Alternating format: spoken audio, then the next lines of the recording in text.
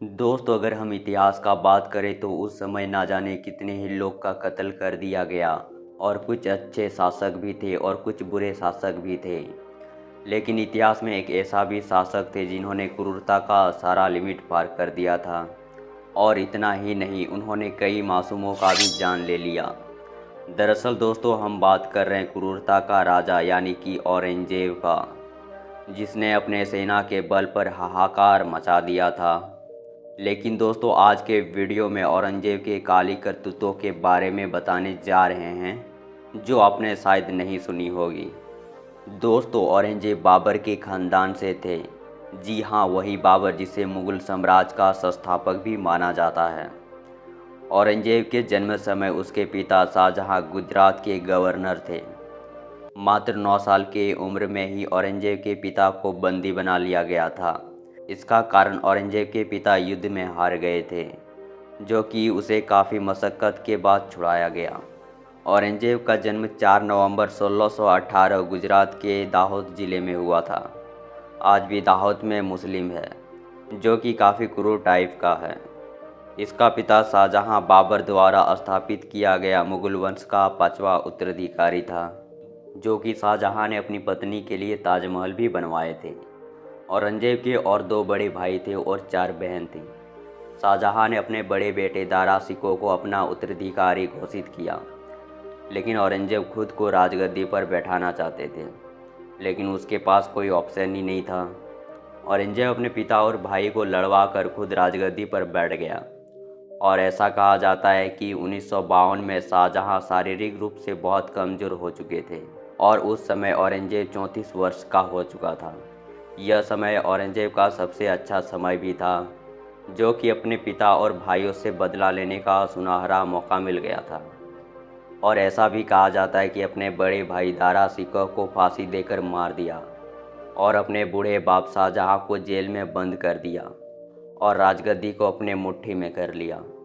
राजगद्दी में बैठने के बाद क्रूरता का सारा हद पार कर दिया। औरंगजेब का बात न मानने पर वो सबका सर धड़ से अलग कर देते थे। औरंगजेब ने इतने शत्रु बना लिए थे कि 50 वर्ष के शासनकाल में पिछले 200 वर्ष में पूर्वजों की सारी मेहनत पर पानी फेर दिया था। और औरंगजेब अपने आप को महान मानने लगे और सबसे बड़े खुद को मानने लगे। उसने कई लोगों को मारा। औरंगजेब चाहता था कि हिंदू लोग मुस्लिम बन जाए और मुस्लिम धर्म का पालन करें। औरंगजेब का पहला शिकार कश्मीरी पंडित बने। सबसे पहले औरंगजेब ने ज़बरदस्ती पंडितों को मुस्लिम बनाने का काम शुरू कर दिया। उस समय संपूर्ण भारत में ऐसा कोई शासक नहीं थे जो कि उसकी नीतियों का विरोध कर सके। दरअसल दोस्तों, अधिकतर राजा महाराजा औरंगजेब के गुलाम बन चुके थे। हिंदू राजा होने के बाद भी औरंगजेब का विरोध नहीं कर सका, क्योंकि हिंदू शेर से अभी तक उसका सामना नहीं हुआ था। औरंगजेब ने हिंदू देवी देवताओं को मंदिर तुड़वा दिए, साथ ही हिंदू लड़कियों के साथ ज़बरदस्ती भी करना शुरू कर दिया और मुस्लिम के साथ विवाह कराने का काम भी शुरू कर दिया। औरंगजेब ने अपने राज्य की नीतियों का पूर्ण अधिकार बना लिया और हिंदुओं को पूजा करना, तीर्थ करना, त्यौहार पूर्ण रूप से रोक लगा दिया। राज्य में गाना बजना प्रतिबंध कर दिया और साथ ही हिंदू राष्ट्र को इस्लाम का देश बनाने का रणनीति भी चला रहा था।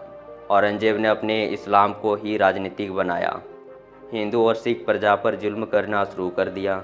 इसका एक कारण ये भी था कि इसका कोई विरोधी नहीं था जो कि नीतियों का विरोध कर सके।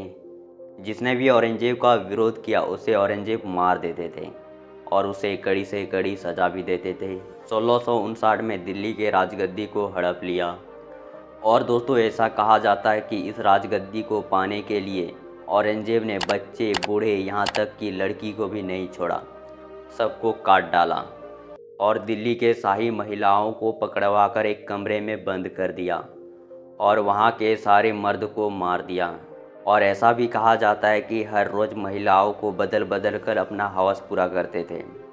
औरंगजेब को इतना ज़्यादा घमंड हो चुका था कि वो खुद को सबसे महान और सबसे खतरनाक मानते थे। दिल्ली में कब्जा करने के बाद उसका कुछ ज़्यादा ही घमंड हो चुका था। औरंगजेब सिर्फ एक ही धर्म को मानते थे और वो धर्म थे इस्लाम।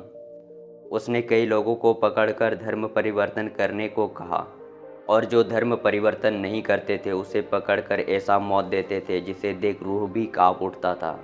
औरंगजेब क्रूरता का सारा लिमिट क्रॉस कर दिया था। तो दोस्तों, औरंगजेब के बारे में आपका क्या कहना है, कमेंट करके ज़रूर बताना। तो मिलते हैं अगले वीडियो में, तब तक के लिए बाय बाय।